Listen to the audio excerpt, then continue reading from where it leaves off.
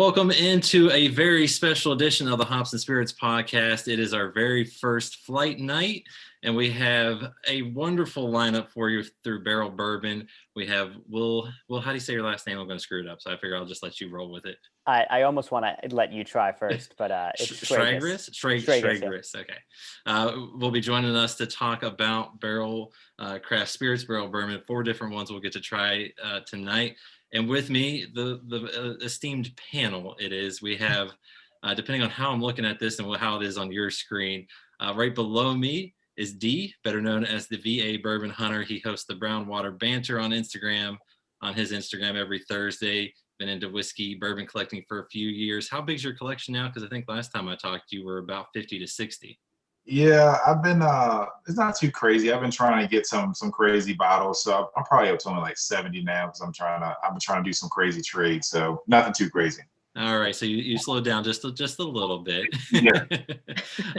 And to his or at least on my screen, right beside D is Chris. He's known on Instagram as Jeff the Rabbit. That is not his name. That is his rabbit's name. He's originally from North Carolina, lives in VA now. He loves sports, football, huge bourbon whiskey lover. And how's your collection growing there? Because I can see it in the background. Looks pretty good.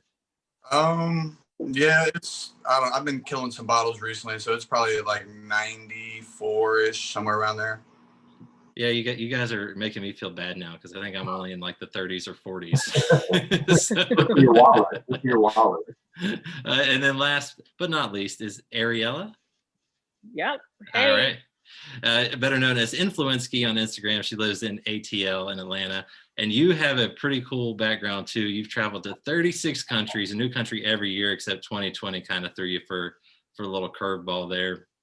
And you started out in wine and then went down the rabbit hole of whiskey. So I see though you've done a good job on your collection as well. It's not good for my wallet though.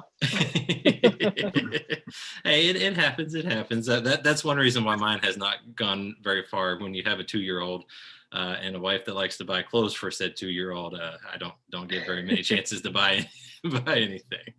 Good for you. Priority. Yes, and I am not the priority. All right, I figure we'll start it off with one tough question. I like to start off anything with this. It's maybe not that tough, but it's for everyone in the group. What was your favorite subject in school? And I'll let Will, you can go first. My favorite subject was physics. Really?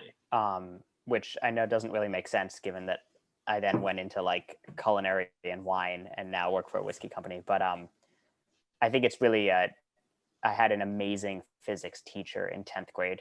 And I always was like, I liked math, but I was like a little bit of a screwball in high school. And that was the moment where like I was so interested in the class because the teacher was so good that I got really good at a thing that was hard. And it like, now it's like being a nerd in the whiskey world is cool. Like if you're a nerd that works for a whiskey company, people want to talk to you. And so that I like thinking back in like education ways, like absolutely physics. And the fact that I was into physics like speaks more to me being into whiskey now than probably any other subject. That's awesome. And who wants to go next? I'll go next. Sorry, D.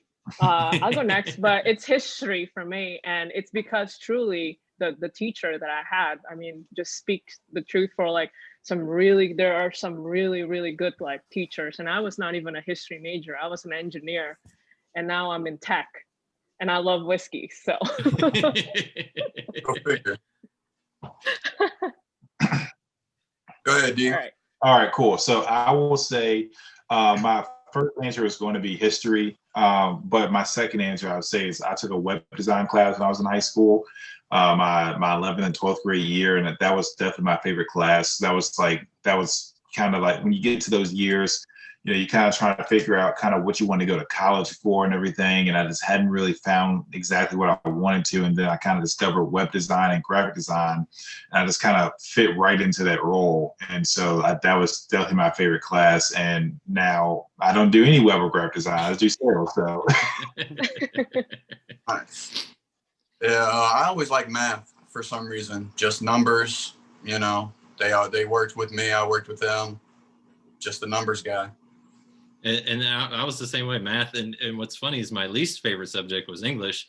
And now I'm in communications and write for a living. So it makes perfect sense, you know? I mean, it just. Yep. I think what's so cool about the spirits industry, but especially the whiskey industry is, although Ariella, I think you and I would probably argue that the wine industry is the same way, that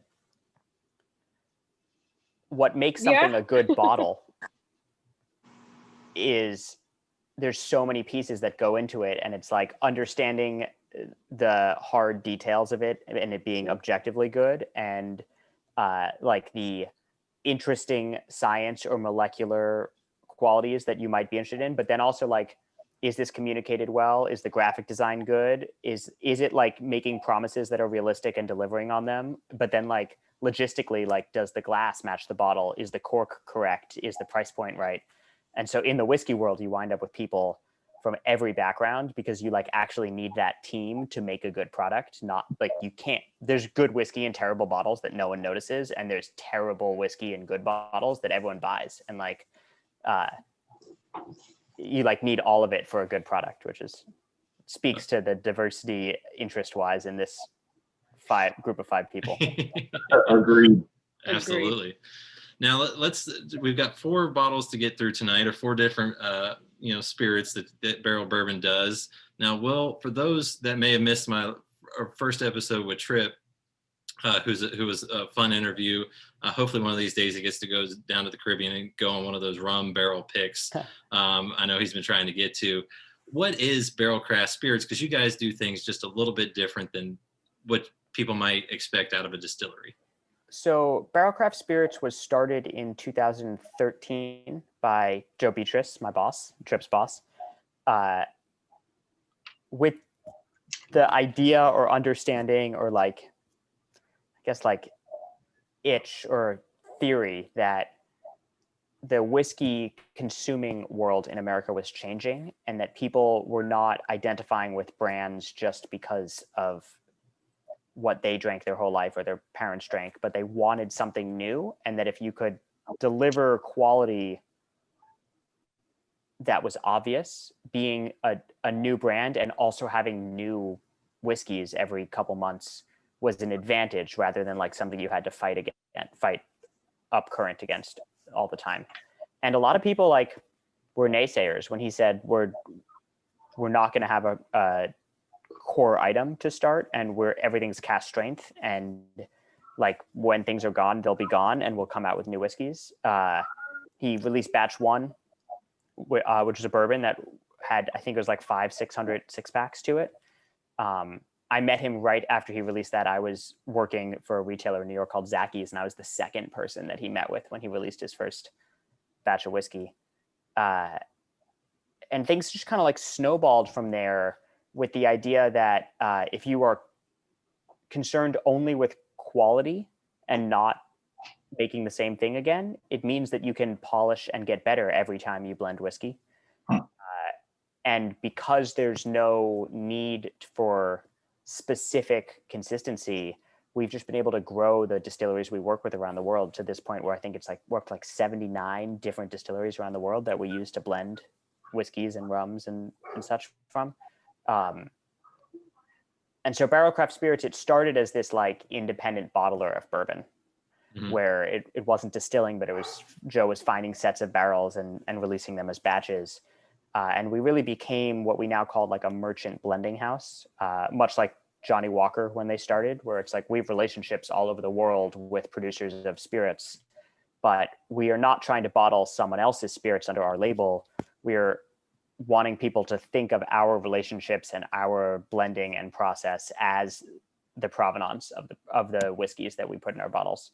And it's just been like a crazy couple years because we do everything at cask strength, and people have started to really appreciate cask strength. And we've been really forthcoming about not distilling things. We're not a grain to glass distillery. We specialize in sourcing and blending. And there was just a lot of smoke and mirrors about that with a lot of people for a long time. And so we now are like one of the first, it's like us and High West and a couple other companies that were like the first people to really carry that flag loudly. And we in our core, like our bones is a bourbon company, but every year we get a little weirder and we experiment a little bit more. And now we still have our batches of bourbon, like the first whiskey we're going to try. We joke that bourbon is our vodka because it sells itself and it keeps the lights on. But the last two whiskeys we're going to try, Armida and Dovetail, are both blends of 3 different finishes of whiskey then blended together, to the point where they're categories that like really didn't exist in the whiskey world until pretty recently. So we really try to like, we're a producer of spirits, but the only 2 things that anything we release have in common are everything's at cask strength, and at no point will we ever limit ourselves by being worried about recreating it. Yeah, I always think of you guys as literally some people just sitting in the back room, just pouring things into little glasses, trying to find the right combination. It's a fascinating thing. There are moments that are like that, but they're the like 1% fun moments. When you talk to Trip, it's like Trip does a lot more like, okay, I have to dump 180 barrels today. And I do a lot more like, I have to figure out how to get Virginia to understand what Dovetail is. Like, and so, yeah, once a month we get to sit in a room and like mix things together, but there's unfortunately a whole lot more work that goes into it now. And then the first one we've got is the batch 27 bourbon. It's a blend from Tennessee, Kentucky, and Indiana, I believe, varying years, 115.7 proof. What can you tell us about it? So this is batch 27. It's the 27th release we've done in the past, I guess it's 7 years now. It is a minimum 5-year-old, but there is as old as I believe 16-year-old barrels in this. Kentucky, Tennessee, Indiana. The idea behind 27 was to highlight this 8 and 10-year-old wheated sets of barrels that we had, but not to create a wheated bourbon. And so there's as young as 5-year-old, really grain forward Indiana bourbon in it. And I think we can all guess what distillery that's from, though I'm not going to say it out loud on this podcast. I think.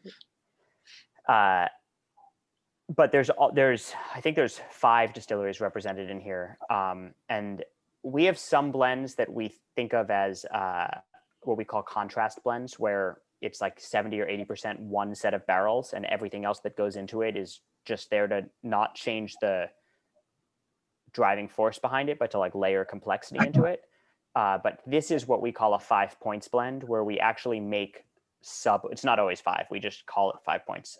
We make sub blends before, so we sort of build the ingredients before we make the final blend, with the idea of pushing each ingredient to its extremes in 1 or 2 ways, and then using those extremes to bring everything together where they all can speak about why we made those ingredients at the same time. And so what I love about 27 is the nose and the very front palate is really sweet. It's got that like corn forward, honey, almost like light syrup sort of thing, which to me is the marker of like very good, not super old bourbon, like really well executed 5, 6, 7-year-old bourbon. The mid palate gets that like white flowers, really floral, more like clover honey or wildflower honey, wheated bourbon, that note that people really like from wheated bourbon. And then in the like what we call the cadence, or like the moment where the mid palate transitions into the finish of the whiskey, you get a hit of the darker, oakier, older barrels. So it's like the older barrels only really speak to you like 60% of the way through tasting the whiskey. And the idea was like we had 4 or 5 major ingredients in this, and we wanted them all to speak at different points. I find 27 to be like on the nose and the front palate a really obviously delicious bourbon, but it's actually a little bit more of a thinker than a lot of our batches are, because it changes so much from nose to finish. And we released it in the middle of December, so we haven't been working with it in the market for that long. And batch 26, the one before it, recently got a lot of accolades. And so all of the questions we've been fielding have been about 26, whereas like actually internally at our company, everyone's a lot more fascinated with 27, because 26 is really in your face, great, like start to finish, complete 10-year-old classic spicy bourbon. And 27 is like a whole bunch of different things going on at the same time. It's like a little roller coaster. I feel like. Yeah. So it sounds So it sounds like each batches will be a little bit different, or are you trying to stay consistent in this batches? Every batch we start from scratch with every batch. Okay. If you follow our company a lot, there's some house styles. You can tell that our blending team it's really 3 people. The other 3 people on the blending team say it's 4 to be nice to me, but I live in New York and they all live in Kentucky. So it's really Joe who signs off on everything we release personally. Like, one of the things I think that is really special about our company is that there's still a single person who won't let anything out the door unless it's up to his standards. But Tripp, who you guys, or I guess Jonathan, who you met, has been with Joe from the very beginning we call him the chief whiskey scientist now. And then working with him also, Nick Christensen, who started as our single barrel program manager, but she is a machine with tasting and blending. And so I think everyone's probably been in a workplace where like one person is just so good that they wind up being part of other things also. And she is very squarely part of the blending team now, because she just, like, every barrel in our facility, she knows what it tastes like, where it came from, what she wants. She has ideas about how to use it. And so between the 4 of us, every time we start a batch, it's like, what do we have available to us? What barrels are showing well?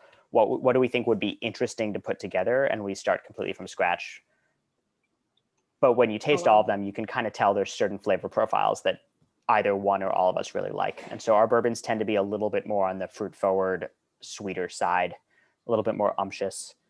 And I think part of that is also that because we're always blending it to cask strength, it needs to be palatable at a high proof. And so we err towards the flavor profiles that are tastier at high proofs. When you have a really earth-driven dry bourbon, it gets really tough in the 120s. Yeah, this is super unique to me because, like you said, it has that fruity, sweet nose, and you kind of expect to get that on the palate, which you kind of do a little bit, but it's almost exactly like you said. You taste it, and you taste that I think you said 16-year-old. There might be a little bit 16-year-old. There's some older barrels. Mm-hmm. You taste that in there, like you get that kind of like a strong oak. But it's not too strong. It doesn't get overpowered because like the fruit kind of settles in there somewhere. It definitely is a roller coaster. Like you almost don't know what to expect. Even like you swallow, and even like I haven't taken a sip in probably 2 or 3 minutes. I'm still just kind of processing. Like this is very unique. Yeah. How do you like it? This is good. I like it a lot actually.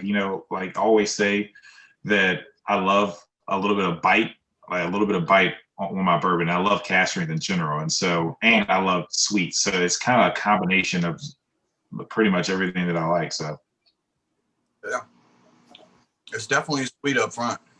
Yeah. So to preface, this is my first time tasting any barrel bourbon, and the finish is delicious. It's that oak, that charred oak. It has that bitterness, that tannic that you got. But it just keeps going and going and going. I think what's very smooth, important in bourbon blending, which doesn't get talked about enough, is the tannin, that like bitterness that comes really from only the oak in bourbon. It comes from other things in other categories, but in bourbon, it's only coming from a set of molecules called lignin in oak that are like bitter and tannic. You need to have enough sugar present in the whiskey, like sweetness, not like taste sweetness, but like actual residual sugar to carry the palate through that bitterness, or else it leaves you with like a gross taste. And that varies barrel to barrel based on how much like wood sugar there was. It's not that anyone puts sugar in it. It's that like different trees have different amounts of like sweetness, just like people are more or less sweet than each other.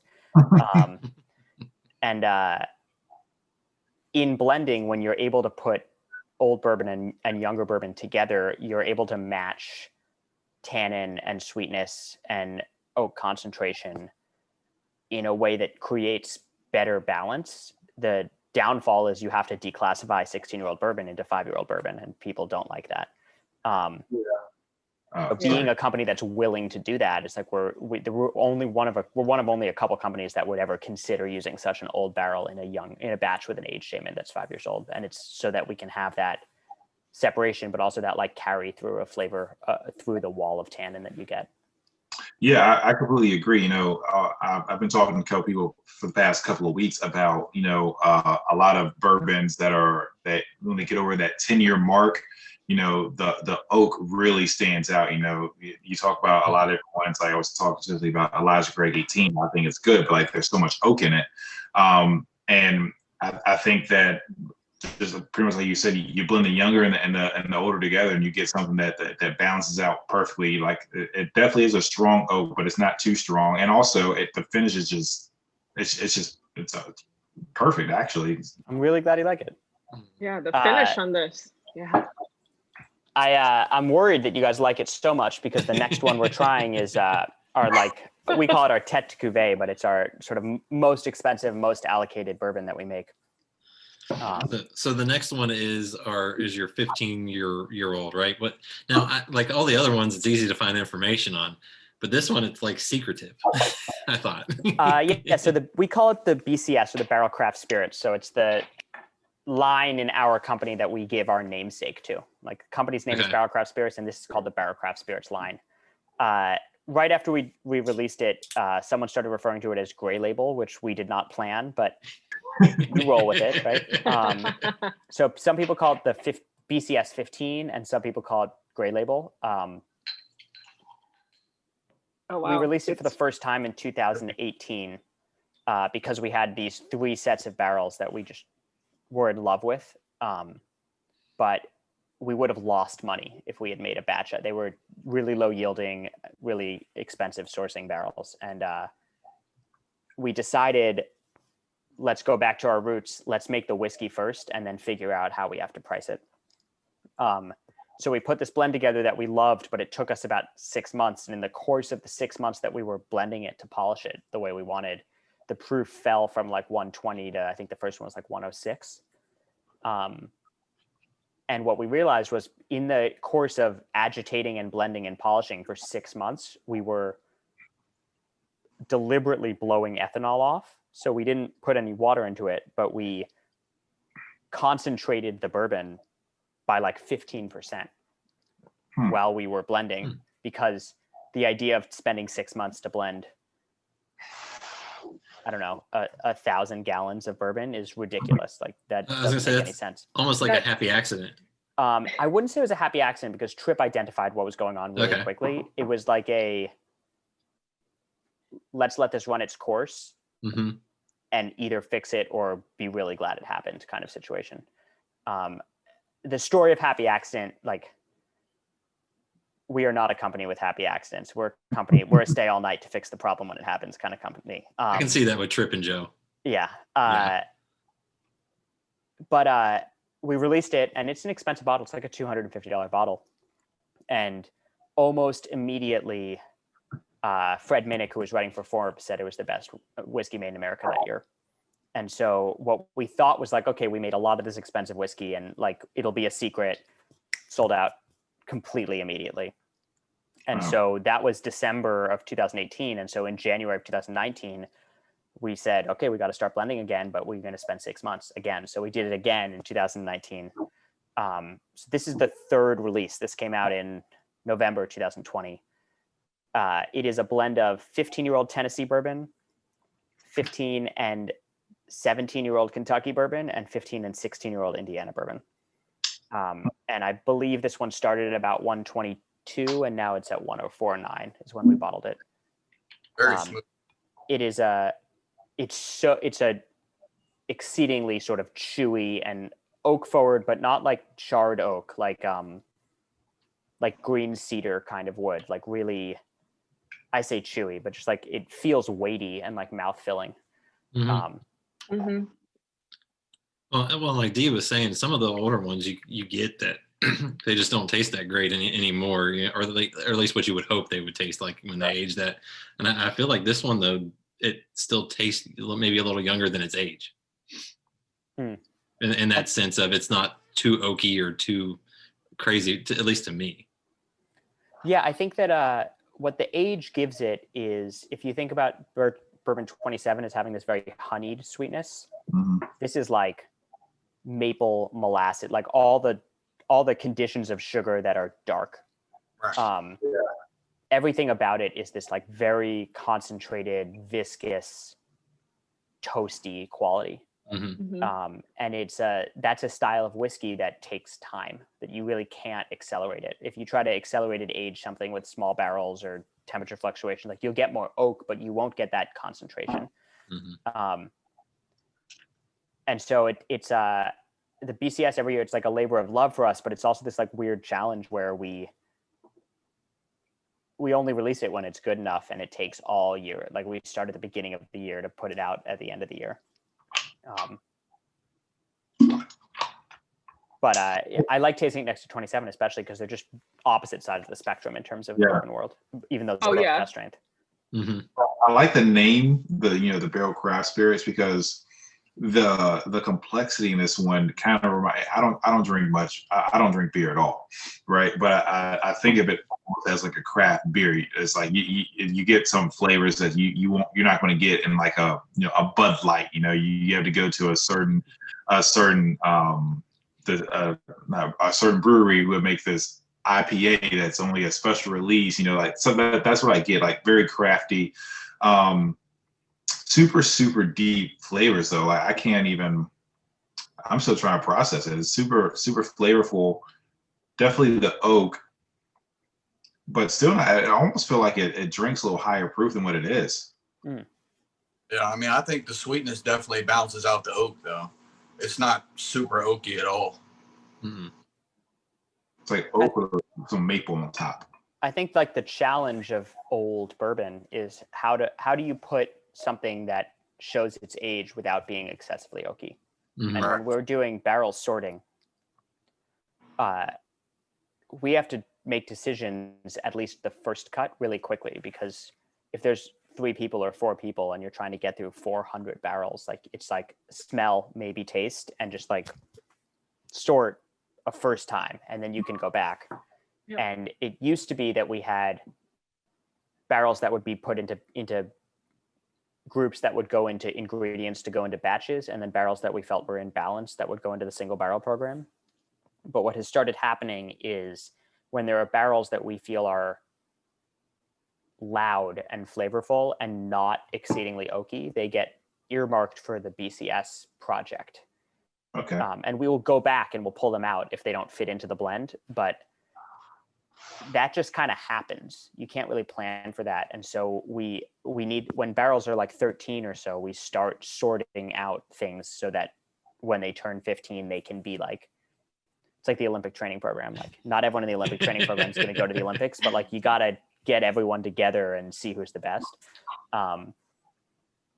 And so we do a lot of sorting of like, okay, this is exceedingly flavorful and not too oaky, so it can be paired with other very old barrels and not add too much oak to the blend.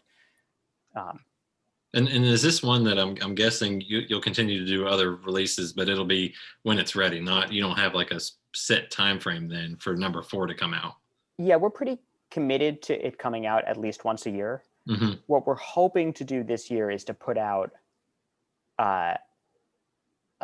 2 releases of it, a smaller one at the end of the spring and then a bigger one in the fall. But we're not going to do that. We're just hoping to have it done in the spring and then start again. But if it's not finished, we won't release it. So what's the you say you release this annually. So just going back to you saying that you're not trying to replicate a taste or anything. So is that the same for the BCS series also, where it's like this batch is going to be pretty different from the last batch also, or is this one of those spirits where you kind of try to replicate it a little bit? We're not going to try to flavor match it at all, but that viscosity is something that is really important to us in BCS. And also we take the fact that it's a little more than twice as expensive as the batches really seriously. Okay. It's not going to be that expensive because it has a gift box. They're going to be that expensive because it is noticeably more exciting and expensive tasting. Not that we think it's of a higher quality, but we want someone to taste 2 of these and be like, they didn't randomly pick which one was $250. And so that's a little different every year because we're spending as much time and money and effort as it takes to make it as perfect as we possibly can. Mm. But all 3 years, what that has turned into is 122 proof worth of flavor in 105 proof whiskey, if that makes sense. And that makes it like really palatable too, but without sacrificing any of the flavor in something that's really high proof. Yeah, this definitely drank a lot higher than 104.9. It's the palate is like vanilla, like huge vanilla bomb. That's what I'm getting, and like it's the texture that what you were saying. It's like it is very, compare it to the 27 barrel bourbon. It's definitely a lot more chewy. That's like a good one than the barrel bourbon. The finish is completely different too than the 27. I really get it a lot on like the sides and the bottom of my tongue, palate wise. And then there's a like oily, almost slightly vegetal quality to it because it's older that really only shows because of the barrel selection and the age. It like tastes old, you know? It's delicious. I love them next to each other. Like the 27, they're so different, but they're both so good too. So it's like you want to keep going kind of forth. So far, I like them both. I thank you for saying that, and I'm excited to hear what you say about the next two because we're about to get weird. I've Yes. heard I love crazy already. This Armida looks interesting. Now I will say this: I've had the dovetail before with Trip, and it's one of those things too. Like, interviews are done at different times. Obviously, when I'm available, whoever we're talking to is available. And I was going down the list, and I was like, I don't know if at 1 o'clock in the afternoon I need to be going too crazy at 124 proof. I still got to go get my daughter from daycare, things like that. So if you haven't figured out, we're going to go a little higher on some proofs here. And I think the Armida just got released when I talked to Trip. Like you guys had just released it because it's pretty new, isn't it? Yeah. So Armida came out for the first time in the fall. I think it was October, maybe November. But we only had 600 6-packs to start. And that doesn't sound like a really small release, but we're available in 46 states. So when you take 600 and you divide it by 46, it's not that many.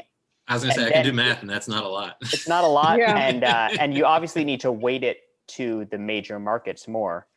So this was like, let's call it 80 6-packs into New York and New Jersey together, or 40 6-packs into Florida. But there's 30 total wines in Florida, so like if they want it, that's 75% of the allocation. And so it disappeared immediately. And what we found with Armida, and I guess let's pour it and I'll talk about it while we're tasting it because it's.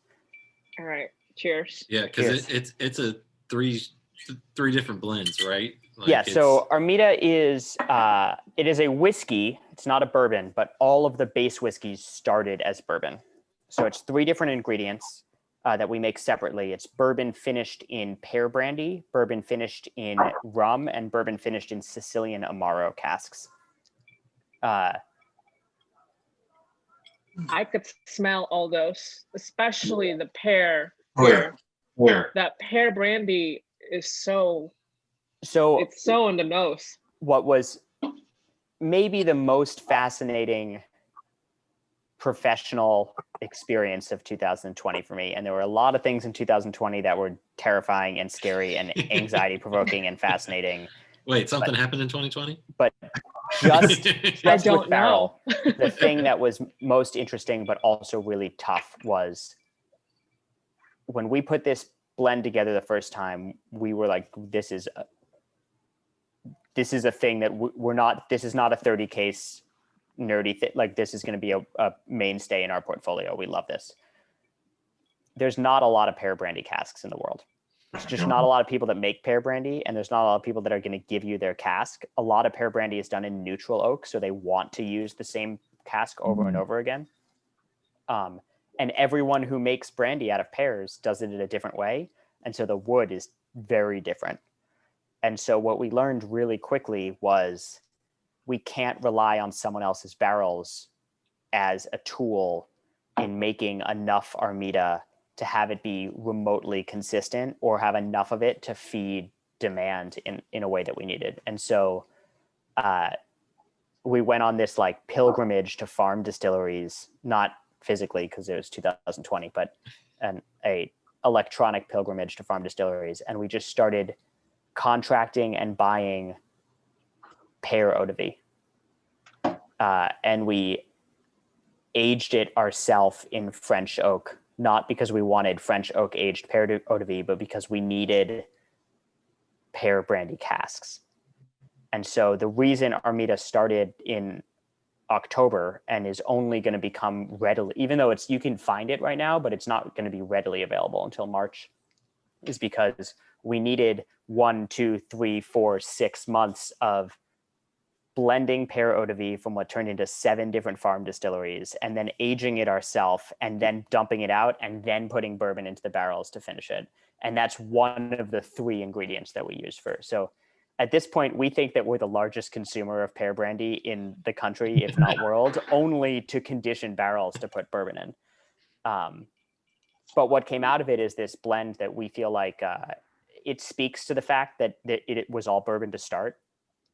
All of the flavors you get in bourbon are there, but it's the idea that Joe put behind it was, what are the tiny flavor notes that are really exciting in bourbon? It's like awesome orchard fruit, like really exotic spice, and like a little bit of molassesy funk. Let's take those notes and make them the first thing you notice about Armida. And then all of the background is what you'd expect from bourbon. Yes. So he like took the bourbon flavor profile and like flipped it on its head. Yeah, it's Oh, wow. completely different than the last 2. This is an insane pour. This is insane. My mind is like right now. like, I don't know, like I drink it and I'm just like, it's like it's like you taste something different every single time. You swallow and you open your mouth and you breathe, you taste something else. I mean, the pear still sticks out like crazy. It's so fruity, but like you said, like it's still bourbon to the core. Like I'm a type of person, there's not very many cast finished things that I like. Like I say maybe 1 out of every 7 to 10 that I try. But this is good. I don't even know how to describe it, but like this is a bottle that I would have, that I would just keep. Well, it wouldn't be like an everyday drinker, but like literally like something that when I wanted to spice it up for my palate, or if I have some friends over, I'm like, I know you haven't had anything like this. Like, just let me pour you something. Let me just blow your mind. Like this is exactly what I would pour. I know when we first got on before we were recording, Chris was asking me what I was drinking. And I only recently have felt like it's appropriate for me to drink Armida when I'm not doing an interview or working or whatever, because it was so tightly allocated to start. And so our sales team is small. We're 5 people in the whole country, but all of us now sort of have the green light to, like, if we run out, pull another bottle. Whereas at first it was like, it was all gone. So there was nothing to pull. And Story of our life. Like 2-3 times a week, someone will send a WhatsApp or a text to the whole company just being like, I'm drinking Armida randomly while I'm watching Mad Men, and it's so good. And everyone will be like, I know, it's so good. Like we like keep surprising ourselves with it. I'm glad you feel that way. I think that both Armida and Dovetail that we're going to try, we really are trying to fill this midway between, if you want to be a nerd, there's more nerdy stuff about these whiskeys than almost anything being made in the country. But it doesn't mean it can't just be objectively delicious also. Yeah, I'm sorry, hey, were you about to say something? No, go ahead. I was just saying, like, what I like about it is like, well, I like, you know, it's something that like I think you have to be you have to be into this like this hobby in order to really appreciate like what you're drinking. You know, there are people that you meet that they're very new like whiskey and bourbon enthusiasts, and like and they're you give this to them and they're probably going to hate it. They're not going to know what exactly they're tasting. First of all, it's 112 proof, so they're probably already going to lose their mind. And then all these different flavors, they're not going to know what hit them. But people who really appreciate bourbon and whiskey for what it is, and this probably speaks to you the most because your scotch and your wine and your bourbon. So this is probably heaven for you. I don't mess with scotch or wine, and I still love it. So it's like the best of both worlds. Like this is like such a great example of what a good whiskey finish is, though, because as you said, there are many finished whiskey out there that's just kind of meh, right? And this is this combination of pear brandy, rum, and Sicilian Amaro. Like I could taste those casks specifically in this palette. It's very gorgeous. It's like a really gorgeous finish. It's like super light. Like it's like Very light smooth. sugar at the end. It's gorgeous. This is like a gorgeous whiskey. I'm so Not glad like you a like it. Kentucky Huck, but it's like gorgeous. I love that. I was gonna say, I love how we can call whiskey gorgeous. That just tells you what it is. Yeah, it's really tough to beat that one. Sort of in contrast to that, are we ready to taste Dovetail? Yeah. Let's go. Oh wait, I had a question. Yeah. With Armida, do we have any kind of age statement on this? No, so Armida, because of the way that it is registered, we are not allowed to put an age statement on it. Because it comes from more than one state and has more than one finish. The TTB is pushing it into what's called the distilled spirit specialty category, like Angel's Envy, for instance. Yep. All of the bourbon is at least 5 years old. So if it were labeled as if we released the base whiskeys without the finishes, it would be 5 to 14-year-old or so. Got it. So Dovetail, what's interesting about Dovetail was, first of all, the inspiration for Armida. The fact that Dovetail became successful was when we decided that we could do things like Armida in a big way. But Dovetail, which was released a little over 2 years ago now, started as us thinking, let's make a whiskey that no one will care about when it's released. And then a couple of years from now, it'll like go on auctions for a lot of money. Like we didn't think we were going to remake Dovetail. So we released it in 2008, December of 2018. And for any of you or anyone who's listening, if you are trying to successfully release a new alcoholic product, don't do it in December. That's the worst time. No distributor and no retailer and no bar wants to taste new things in December. It's just like whatever they have is what they're. But we released it, and everyone who just like tried it was like, "This is delicious. We'll take whatever we can get." And so we had this sort of identity crisis where we had one of the foundations of our company is we're concerned with making the best thing and not the same thing. That's one of the 2 rules that we'll never break. And suddenly everyone was asking us for more of something that we hadn't made that much of. And so what we decided is there's 3 ingredients in Dovetail. We will make the 3 ingredients, but we will blend them blind to taste every time that we are vatting Dovetail. Wow. And so it will always be the same recipe. And it will always be the same label. But if you guys, I'm not sure if the sample label shows this or not, but in the actual labels of the bottle, there's this, here, I'll show it here. There's this area, we call it the spline, which is where the 2 colors meet. And right on the right side, there's a tiny number. And that is which vatting of Dovetail it is. So this is the bottle that I have is the 6th vatting. Oh yeah, no, sample bottles don't say that. Sorry, guys. So we're just gonna have to guess. Yeah, you'll just have to send us all a whole one. Yeah. So Dovetail, it's always available. It's always a blend of Indiana whiskey that is finished in Dunn Cabernet barrels. Dunn is one of the I'd say like 6 to 10 most highly respected old school family owned Cabernet producers in Napa Valley. They sit on Howell Mountain, which is like in the far northeast part of Napa Valley. Mike Dunn, who's the generation that's sort of making the wine and running the company right now, he loves whiskey. We love his wine.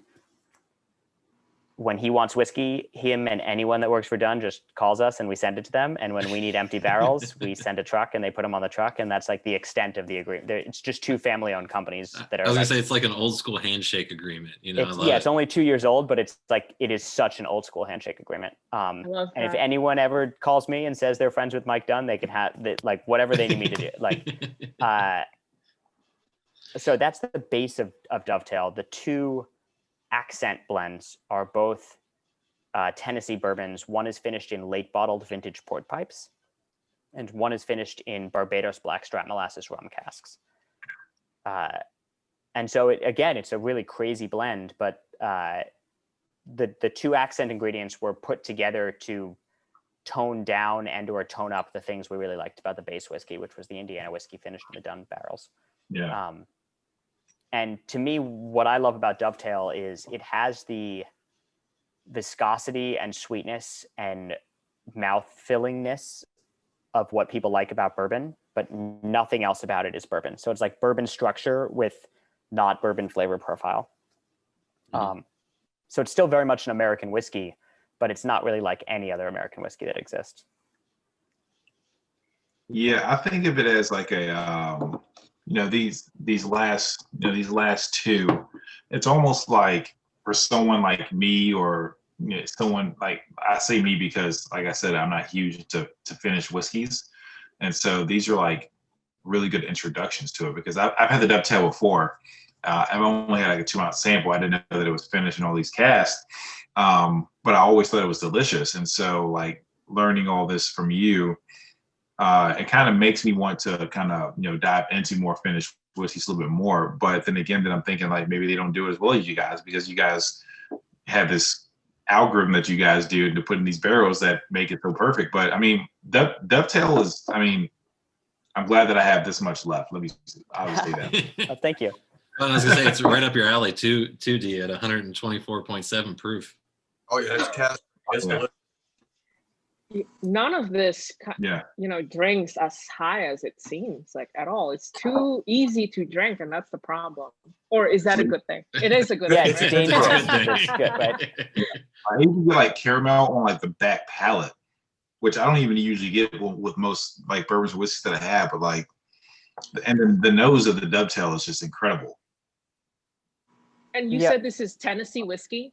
So it's Indiana whiskey that goes into the Dunn barrels, and then it's Tennessee bourbon that goes into the late bottle vintage port and the blackstrap molasses rum casks. And the Indiana's 10-year-old and Tennessee's 11, is that right?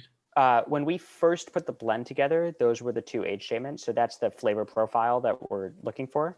Mm-hmm. But what we found really specifically with the Indiana whiskey is we need to adjust for tannin level a lot. And so we occasionally will use, and there's one distillery in Indiana, so that we're using. And again, not going to say it out loud, but we all know what I'm talking about. And I have no clue. I'm completely lost. So Yeah, I don't know either. I don't know either. It's a whiskey that we're putting in there. So it's aged in used barrels. We'll occasionally use younger bourbon or rye to adjust for tannin and sweetness, because we're not allowed to put an age statement on anyway. So it like accidentally gives us that option. Okay. But the original blend and the thing that we're like attempting to blend to was a 10 and 11-year-old. Gotcha. But we don't want people to think that we are saying it is a 10-year-old. It's not legally a 10-year-old. It's legally a distilled specialty spirit. It's very important to me that nobody think that we're trying to pull the wool over their eyes ever. No, I mean, I respect it. I mean, I think that, like you said at the beginning of this, that, you guys are, try to be as transparent as possible about, what you guys do, and you guys source and everything. And I think that combined with the fact that you guys, I mean, I've gotten, I think, batch 25 from you guys and Dovetail. But I mean, these 4 in a row are really good products. The fact that you guys can, pull this off is, I mean, it's amazing. So I think it's really easy to be transparent when you still make really, I mean, anyone can just get a barrel, but the fact that you guys blend these the way that you do, it says something else. Thank you. Yeah, and I was gonna say I've been lucky enough to have. I think I had the 24 with Trip. I had the rye was really good too, and then I got the 2021 New Year batch, and that was wonderful. I really love. I like the New Year every year because it's always a kind of experimental blend. We put micro distilleries in it now every year, but this year I feel like it really came together where it speaks to classic bourbon, but it also shows what a lot of people in America are doing with bourbon. It's been really fun, and the reception has been really great. We usually have a little bit more left in the middle of January than we do right now, so that's a good thing. Yeah. No problem to have. You can tell it's good because we're all quiet and just sipping and drinking. I was never a Tennessee whiskey girl, ever. But truthfully, this Barrell bourbon truthfully has shown me kind of another example of what a great blender can do to a whiskey. That is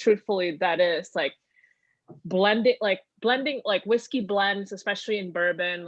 We could talk Scotch all the time. There are some really good Scotch blenders, but bourbon, American whiskey blenders, that's where it's at. That's where whiskey nerds can go all ogle their eyes on, just because some of this are really good example of what a great blends are.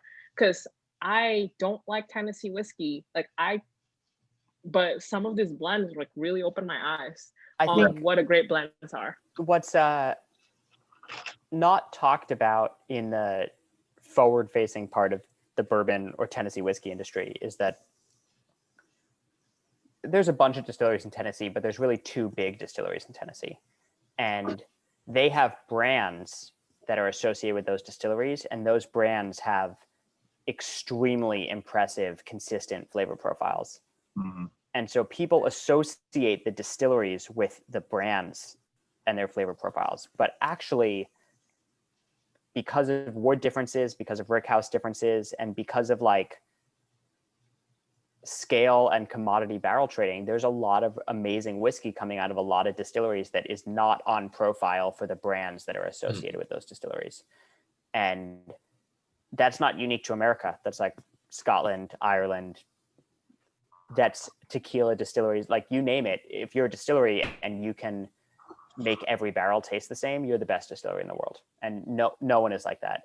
I would argue that there's a couple in the world that are so good that you can identify distillate really quickly. But I think a lot of people think they don't like Tennessee whiskey because of the brands that they don't like from Tennessee, but actually those distilleries are making things that people do like as a factory, not as a brand. And it took me until 2 or 3 years into working for a whiskey company to realize that I need to judge the factories and the brands really differently. Yeah, I can. Oh, God, sorry. No, I'm sorry. I didn't mean to cut you. I was saying, I think what I've learned about your brand is, I always tell people that one of the main things to look for in a good bourbon or a whiskey is complexity. I love, I want, when I take a sip, I want to go on a roller coaster. I don't want to just taste one flavor and then it be it. And all 4 of these samples take me on a ride. I mean, batch 27, it was kind of the same, but not really. But definitely the last 3, it takes you on a crazy ride to where you kind of don't know, every time you sip it, you taste something different.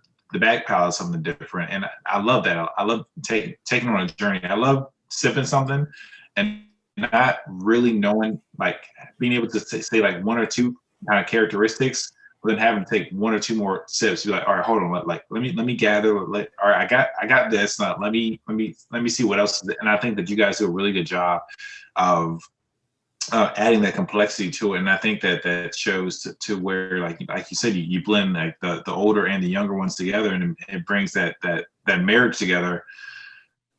It makes for a good pour. Thank you.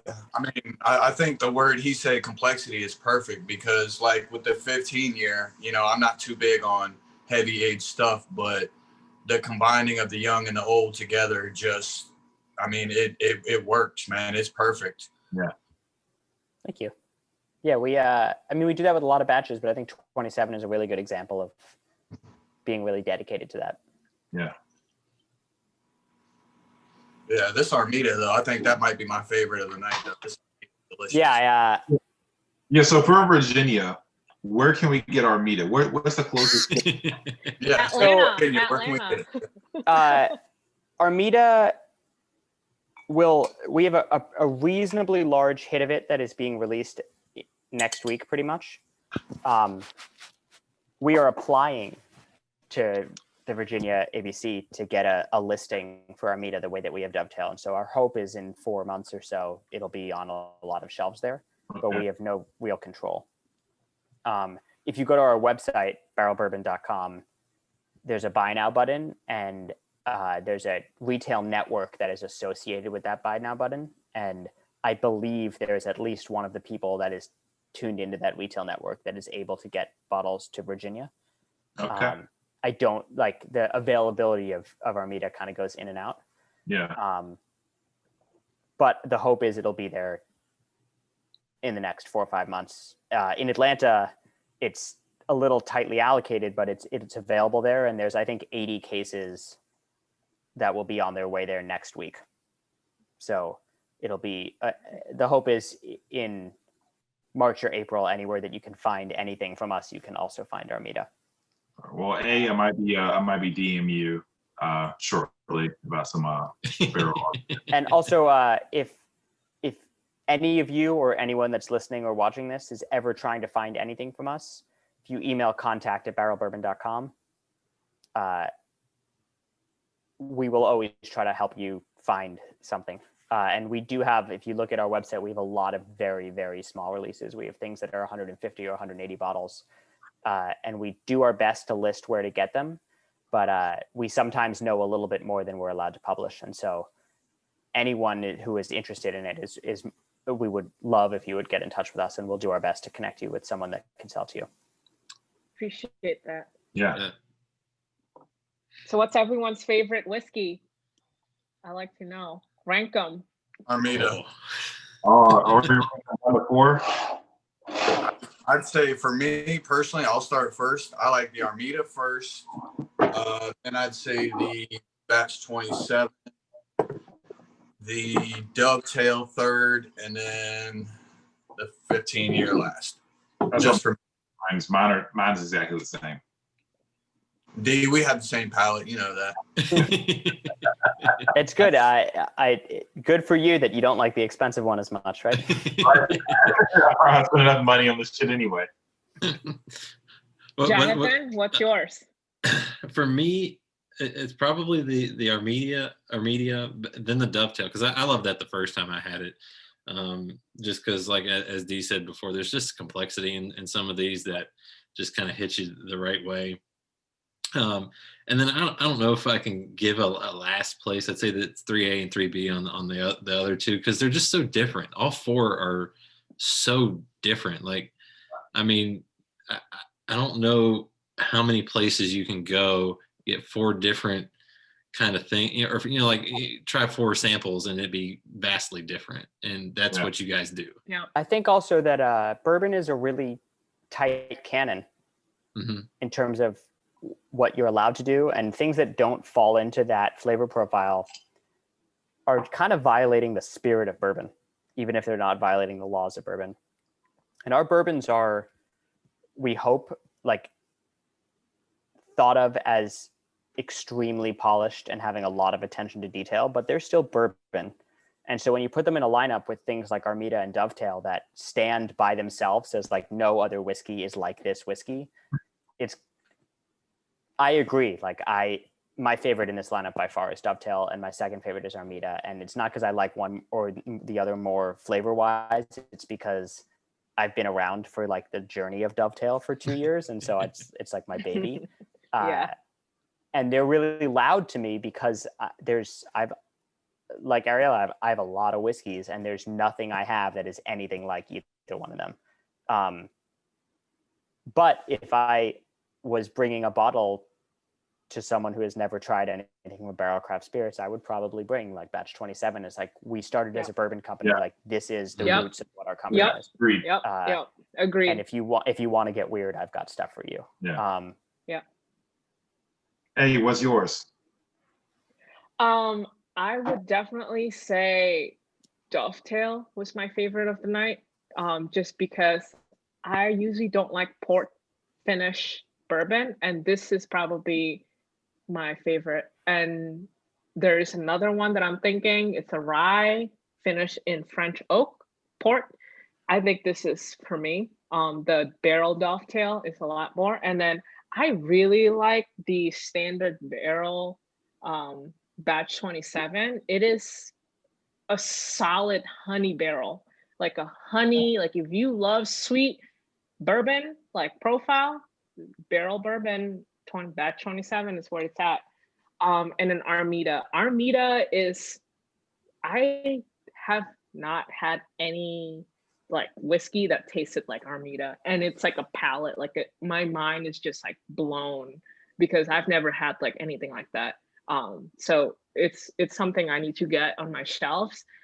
And the 15 is really good. It's like, it has a really good texture on my palate, but that Dovetail, that port cast, like that combined like blend is really good. I'm very impressed. Mhm. Yeah, I agree. Yeah, and I'm with D too earlier, where you kind of said the Armida, like certain people come over and you're like, okay, this is the one I need to show you, because you will appreciate it, and you will get to experience something that not few others, but I mean, like you've not probably ever had before. Yeah. Yep. Well, I really appreciate you sharing all these, and before I let you go, I have to ask this. What in the world does your job detail? Because you're just national director for Barrel Craft Spirits. So what do you do? I mean, besides hop on here and drink bourbon, I mean, what do you do? It's funny because it's changed so much. I was the first, Joe Beatrice, the founder, I was the first non-Beatrice that worked for the company. Joe's wife, Janet, Joe's daughter, Katie, are both like full-time employees dedicated to the company. So did you beat Tripp in? So Tripp beat me in terms of consulting, but I beat Tripp in terms of W-2. Gotcha. So it depends. Joe paid Tripp before he paid me, but Joe locked me up before he locked Tripp up. Gotcha. And when I started, we were in 6 states, and my job really was take this brand national. What has happened in the past year and a half or so is my job has become, I've been there for all of the complicated moments. And so there's the sales team, and there's the people who deal with compliance, and there's production. And I'm not able to totally do any of them, but I've kind of been there for all 3. And so I'd say I'm like Joe's chief of staff. It's kind of my job now. And what's been really amazing in the past 6 months or so is there's so many people. Our company's like 21 people now, I think, employees. Mm-hmm. And that's bottling, HR, production, sales, everything. Crazy. There's so many people that are so good at their job that now I get to kind of be a little bit of an ambassador, which I didn't have time to do for the past 5 years. That we've never done interviews like this to the extent that we're doing them now. And I never had people working with me that were calling on distributors or living in other markets that were calling. And so it used to be like no liquor store owner or buyer ever saw anyone from Barrell unless I flew there. And now they have a rep. Even if they only see them once a year, they have a person. And so I get to like show up with curly hair and like drop a card and get drunk. And yeah, it's like every month's a little different. There's certain months that a lot of it is product development, and there's right before I got on this call, I was proofreading back labels for products that we're going to release this year. That's fun. But then there's a lot of like, okay, we have to submit to the San Francisco Spirits Competition. Like, what are we going to send and what are we going to say about it? Or a distributor in a state isn't performing well. Do we need to find a new distributor and vet them? Or who's going to send the passive aggressive email saying like, you haven't paid your bills yet? Like that type of thing. So you're the jack of all trades. That's a nice way of putting it, but I think it's more that like my job is like, if there isn't someone whose job it is, it's yours. I need to figure it out. But I love that. Like I'm a person that's like easily distracted and bored, and I really have like the dream job in the whiskey world in my mind, because every month is a new product for us, and so it's like a new weird fun challenge. And we've got no dogs. Like every whiskey is cool. And then my last question for you, because you kind of touched this, because you just gave us the kind of the scoop. What's next that you're allowed to tell us and we're allowed to put on air, that you can tell us and put on air? Anything. So Dovetail and Armida are getting a sibling, and it will be the third and we believe final release in that family. The like always available 3 finishes blended together. And it's called Seagrass. Okay. And the base of Dovetail is whiskey, and the base of Armida is bourbon. So neither one of them is a whiskey or a bourbon specifically, but those are like how they started. The base of Seagrass is a rye. And it is a rum agricole, which is our Martiniquez rum. Yep. And a Cercial Madeira, which is a fortified wine from an island off the coast of Western Africa. And what is the third finish?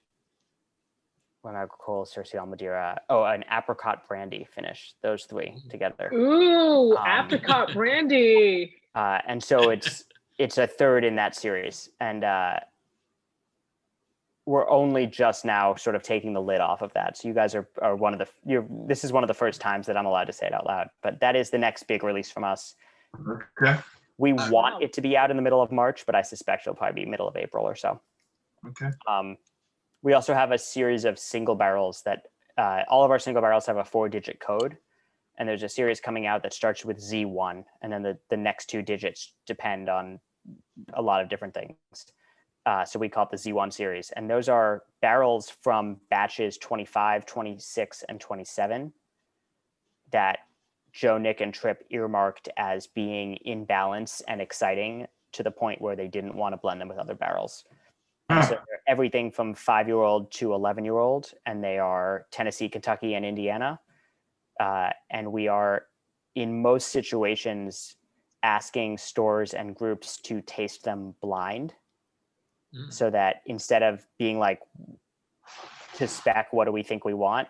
We'll send you more samples than any other whiskeys company will send you, but you're not allowed to know the age or the state of origin when you're tasting them. So the Z1 series is like, close your eyes, what's your favorite? Is kind of the theme behind it. Oh, that's fun. That's fun. And then finally, we have a series that we call the Private Release Bourbon Series. We had the first set come out in November, and the second set is coming out at the end of February. And they are a set of 4 different ages, but there's 6 different ingredients. So there's 2 different states for 2 of the 4 ages. And we blend them into, the first one was 49 and the second one was 62 different ratios. And so when people are tasting single barrel picks or private picks or exclusive picks, we also give them the opportunity to taste these like micro variation batches where there's only about 180 bottles of each. So it's on the label, it'll tell you what percentage per age breakdown it'll be. Wow, that's crazy. Oh, that's awesome. Those are 3 very different projects that are coming available in the next couple months. I like it. I like that you're able to, let us look behind the curtain. Yeah, it's crazy. It's I love coming on these talks because we could do this every week. We'd have 4 new whiskeys for you every week. So Sounds good to me. yeah, you guys know Aaron. Like anytime you want to have someone from Barrell on, you just let him know and we'll send you samples. Absolutely. Well, before I let you go, D, Chris, A, anyone got any final questions here? No, I don't. I think that all the questions that I had, you answered. And honestly, this is the first taste. Like I said, I only had the dovetail and maybe one other batch, so I did not know what to expect. And so these 4 have been phenomenal. I love what you guys are doing, and you guys have bumped up as a priority on my list. So now thank you so much. Well, you let us know if you want to try anything. I definitely have to echo that. I've never had any Barrell stuff before, but I will be adding some bottles to the shelves behind me. Thank you so much. Likewise, this is my first Barrell tasting ever, and once again, this is another fine examples of what a really tasty blend could do for a whiskey. So thank you very much for having me. Yeah. Thank you guys so much. Yeah, thanks, Will. Yep. That was an absolute blast to do our very first flight night with Barrell Bourbon. They are just an amazing company. I was fortunate enough to talk to Tripp earlier, kind of some of our earlier podcasts, and for them to hop on and be the first flight night, I really appreciate them doing that and sharing some cool pours with us and some cool news for things coming here down the road. I just love what they're doing there, and you guys definitely need to check them out. Barrell Bourbon, Barrell Craft Spirits. They're doing some amazing things, blending whiskeys and just finding unique flavors that you won't get anywhere else. And before we let you go, don't forget to check us out on social media, Facebook, Instagram, Twitter, @HopSpirits, all one word. And while you're there, click on our link so you can join our Drinking Buddies monthly club. We got a cool giveaway, 5 different beers, including some 450 North beer for January. And who knows what will happen in February. Maybe we'll get some of those whiskey samples for you. You'll just have to find out. Join the club. It's very simple. Just go to any of our social media sites, click on the link, and it's a pretty quick process, and it's free. It's hard to beat that. And then next week we debut another new series. It's called our Under the Influence Roundtable, and we'll be joined by a very awesome group of beer lovers to talk some interesting things happening in the beer world. And don't worry, we'll be alternating between beer and bourbon, the same thing that we'll be doing on our flight nights, alternating between beer and bourbon, talking to some cool folks and also having some very tasty drinks as well. And don't forget to check out our friends at One Sip Beer Review on Instagram. They do near daily beer reviews, giveaways pretty much weekly nowadays. Check them out at One Sip Beer Review on Instagram. And don't forget to check out one of our friends of the podcast, Dads on the Deck podcast. You can find them on social media and where podcasts are available. Until next time, cheers, everyone.